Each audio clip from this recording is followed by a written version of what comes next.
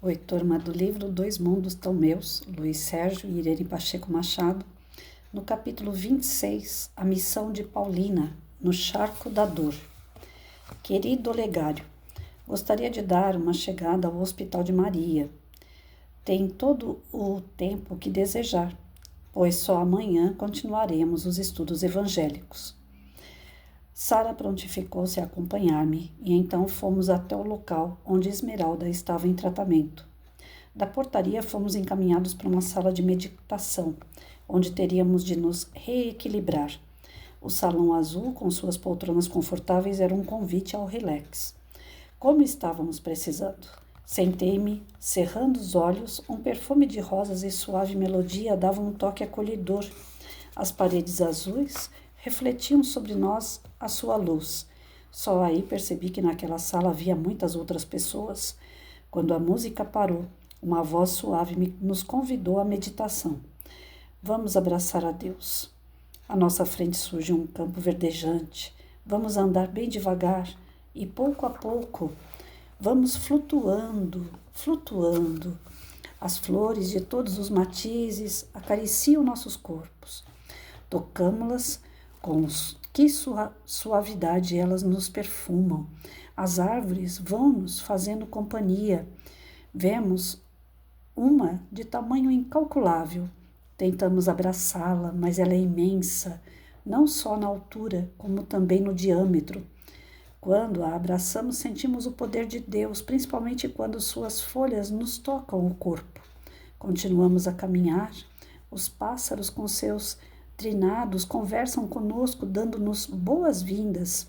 As palmeiras, beijadas pelos ventos, indicam a banda ocidental do vale, que se estende em uma planície de tropical e luxuriante beleza. As palmeiras e os preciosos jardins, regados por fontes naturais, refugem qual esmeraldas no engaste das calcáreas colinas e desolados barrancos, mas nós, nesse instante, devido à nossa pequenez, vamos fazer com que Zaqueu, logo à nossa frente, vamos subir em uma bela e copada figueira à beira da estrada. Que delícia! Quanta proteção essa árvore nos oferece!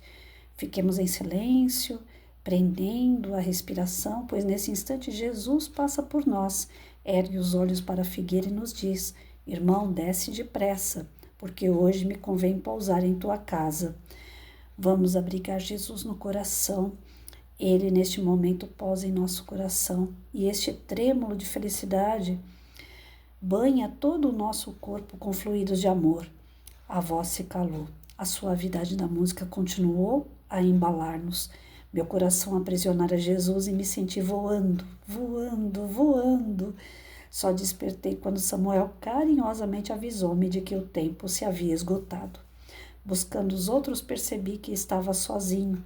Levantei-me ligeiro, despedindo-me, pois um outro grupo de visitantes ia adentrar o salão. Juntei-me a Sara, falando: como seria bom se o plano físico os visitantes recebessem, antes de qualquer visita, um tratamento reequilibrante, pois muitas vezes os familiares transmitem aos doentes muitas e muitas preocupações. Coitados dos hospitais, principalmente os brasileiros, que hoje enfrentam momentos terríveis. Se não for criada a medicina social, o brasileiro vai ficar cada vez mais doente. O Hospital de Maria de Nazaré nos recebia para visitarmos Esmeralda.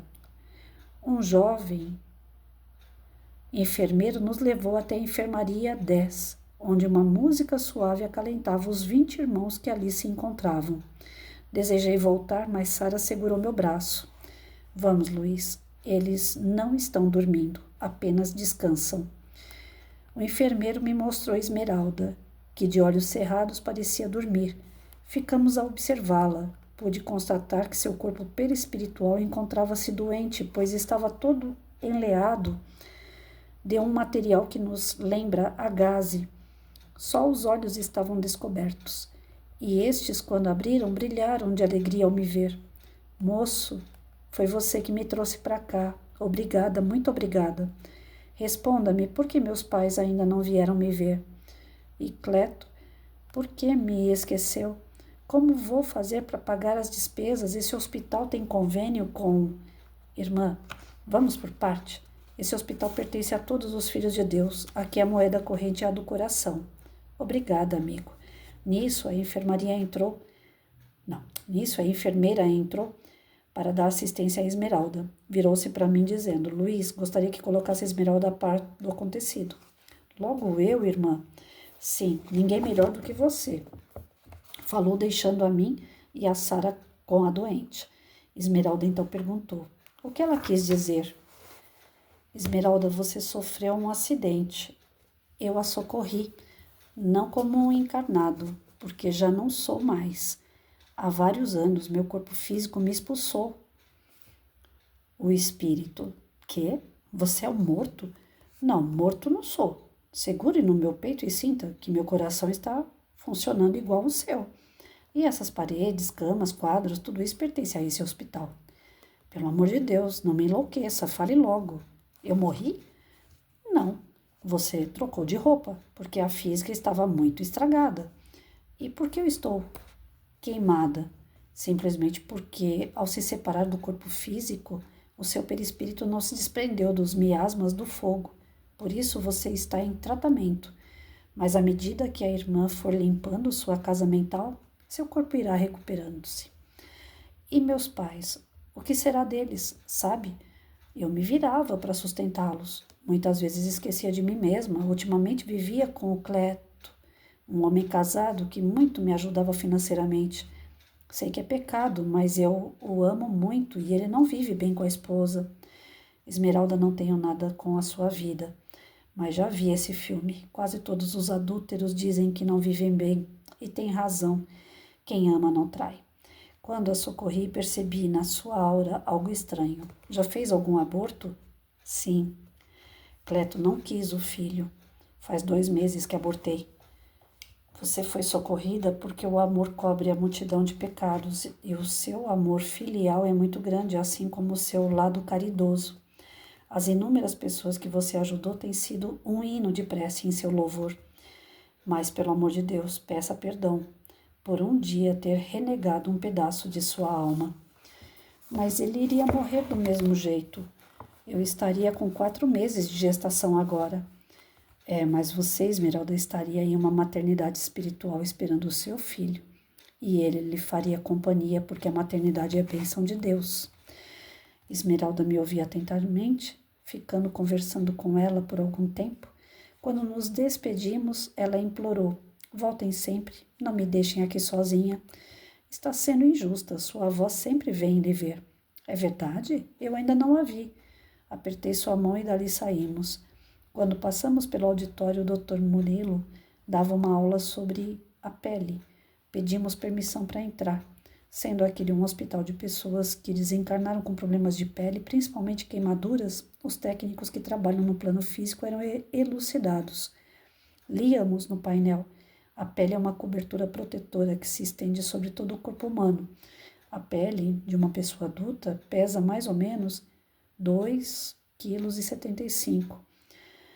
A estrutura da pele é composta de 3 camadas, uma externa, chamada córnea, a seguinte, chamada epiderme, ou a pele verdadeira, e a terceira camada, mais interna, onde se encontram os vasos sanguíneos e linfáticos e estruturas similares, vitais para a saúde da pele. A pele está em constante renovação desde o nascimento até a morte. Milhões de novas células são criadas a cada dia, enquanto milhares de células córneas mortas se desprendem do corpo.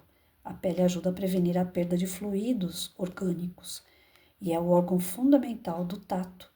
A pele também é um órgão da mesma maneira que são o fígado, o coração e os pulmões.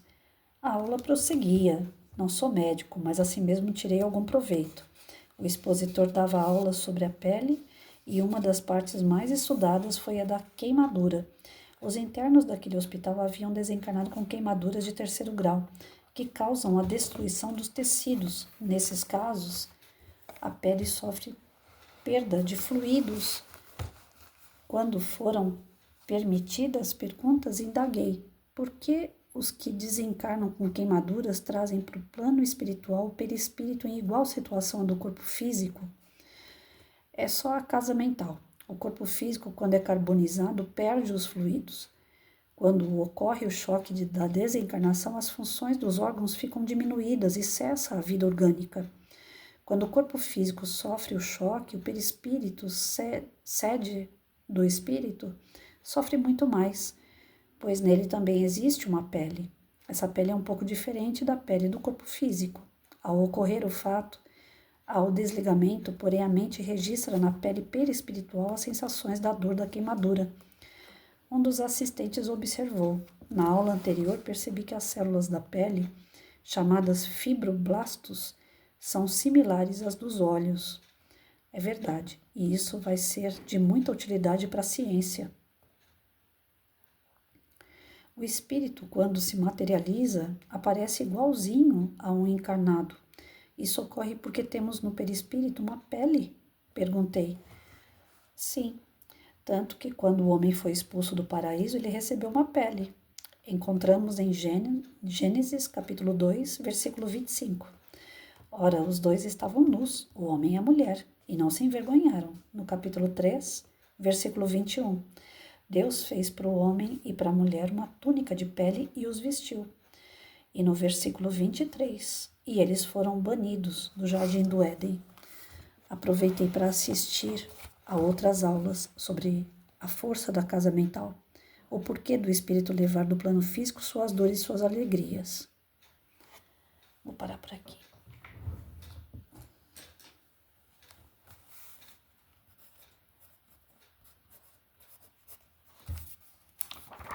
Então, nesse princípio, né, de estudo do capítulo 26, a missão de Paulina no Charco da Dor, a gente vê o Luiz chegando até um hospital, né? Antes disso, eles fizeram meditação.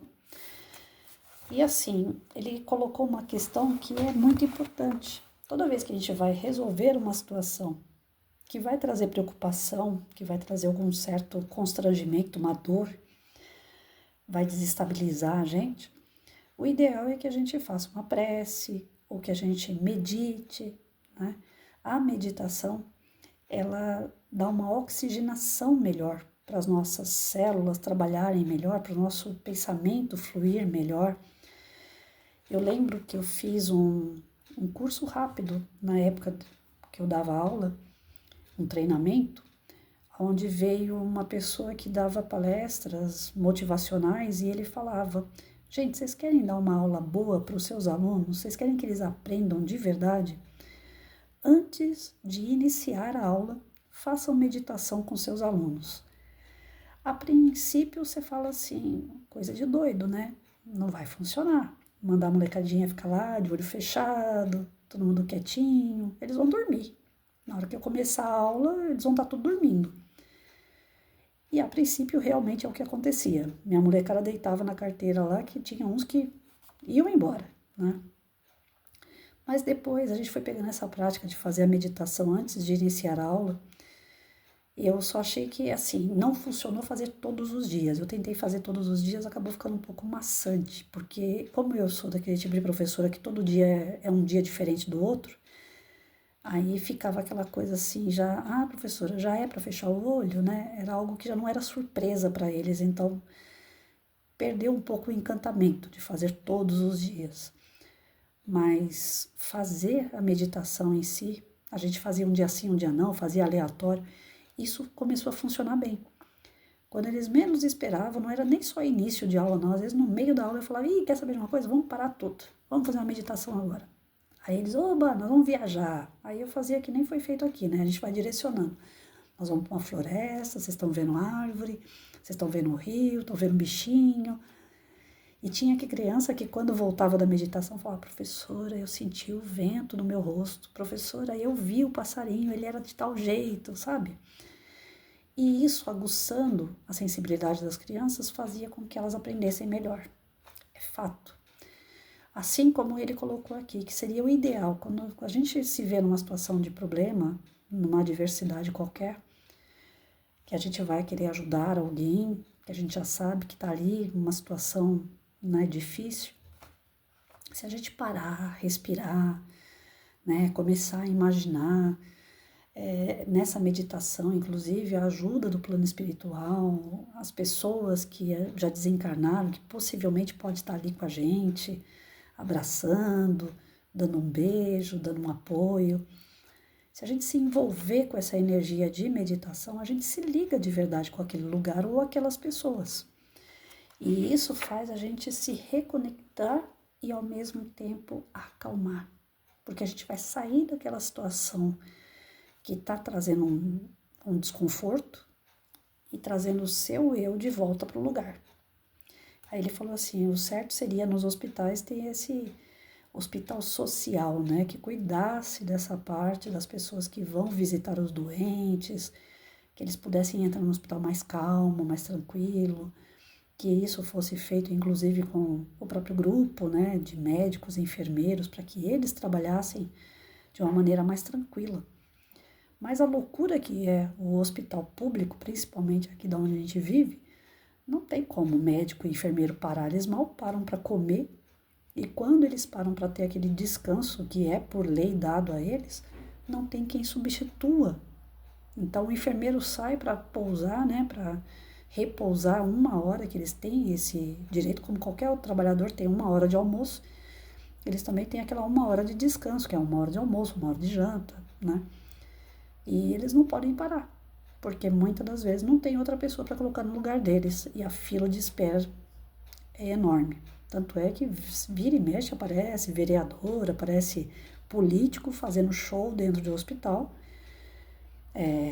discriminando, né, reclamando com médico e enfermeiro que eles ficam parados enquanto tem gente para ser atendido, sendo que eles têm o direito de dar aquele tempinho ali.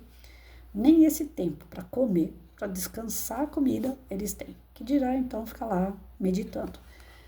Não que seja certo deixar as pessoas esperando. O certo seria ter alguém que cobrisse o médico e o enfermeiro enquanto esses descansam. Porque é por lei que todo trabalhador tem 1 hora de almoço. O único trabalhador que não tem 1 hora de almoço que eu conheço é professor. Que a gente tinha 15 minutos, que é a hora do intervalo das crianças. De resto, todos têm isso em carteira, né? E aí ele vai visitar a moça que está internada, né, que ele ajudou a socorrer, toda queimada. E aí existe essa conversa, né, sobre por que ela ainda sente, por que ela ainda tem essas dores da queimadura que ela sofreu. Ela acabou, né, tendo alguns problemas na encarnação dela, ligados a falhas de conduta, né, ela era amante, ela abortou. Então, tem essa parte do sofrimento como uma consequência de atos ruins. Não é o ato ruim em si que vai voltar para ela, pode voltar uma outra coisa, como esse sofrimento, ligado à carne, porque ela também está ligada ao cara que ela se apaixonou. Tanto é que ela pergunta dos pais e pergunta dele, né? Ele não foi visitar ela. Então, assim, por ela ser uma pessoa muito boa, caridosa, por ela ser uma boa filha, então ela tinha créditos, e os créditos é que levaram ela a ter o socorro. E as pessoas que ela sempre ajudou, oram por ela, ajudam no restabelecimento dela no plano espiritual. Então fica pra gente aqui uma lição do quê? Nossa conduta errada vai trazer consequências erradas para nós, vai trazer sofrimento, isso é fato. Todos nós sofremos no nosso planetinha de prova e expiação, não é à toa, porque todos nós não somos santos. Mas tem aquilo de bom dentro de nós, que desenvolve e que também traz benefício para nós. E seja pelas nossas atitudes em si ou pelos beneficiados das nossas atitudes. Mais dia menos dia, o bem ou o mal que você faz, ele volta, né? Fica para nós essa lição. Quanto ao apego no corpo físico, faz com que a pessoa, mesmo desencarnada, ainda continue sentindo tudo aquilo que ela passou no corpo físico. Então fica outro ensinamento, que nós não devemos ficar apegados à matéria. E a outra situação é que a prece de pessoas transforma a vida de um espírito desencarnado. Eu já tive várias leituras, vários casos que eu já vi, onde a pessoa, através da prece, é que ela conseguiu se restabelecer no plano espiritual. Então, não é aquela necessidade de ir no cemitério, não é a necessidade de ir ao velório, mas existe uma necessidade de orar por aquele que desencarnou. Quem faz isso está ajudando demais a pessoa que partiu. Então, para nós, isso fica aqui como, né, uma chamada para a gente tomar atenção em relação a isso. Quando a gente sabe que alguém desencarnou, ore por aquela pessoa. Peça intervenção divina pela vida daquela pessoa, porque a vida continua do outro lado. E aquela pessoa não pode ficar desamparada. A oração vai amparar. Os amigos espirituais vão ouvir as preces e vão em busca daquela pessoa, auxiliar ela no tratamento, na cura, no seu restabelecimento. Então é importante, né? Nesse primeiro momento de leitura, então, esses ensinamentos que ficaram para nós hoje, tá bom? A questão aqui da pele, eu não sou médico, não sou especialista, mas o que eu entendi aqui é que assim como nós temos essa pele material, né, no nosso corpo físico, o perispírito também possui uma pele mais sutil, né? Que ele, quando quer aparecer desencarnado, né? Uma pessoa desencarnada, quando quer aparecer para alguém, ela materializa essa pele. Você reconhece aquele espírito como se ele tivesse em carne e osso na tua frente. Foi o que aconteceu com a aparição de Jesus, depois do 3º dia crucificado. Ele não ressuscitou, ele se materializou, ele apareceu como se tivesse em carne e osso. Ninguém teve dúvida que ele estava ali. A materialização é esse reflexo da pele perispiritual. Então, tem alguns espíritos que aparecem bem obrigado e tem outros que, de acordo com o seu desencarne, ele também vai aparecer daquela forma lá, né? Faltando um pedaço de perna, faltando um olho, com sangue jorrando, depende muito, né? Cada caso é um caso. Mas o perispírito, ele impregna nessa pele do perispírito o que aconteceu na pele da carne.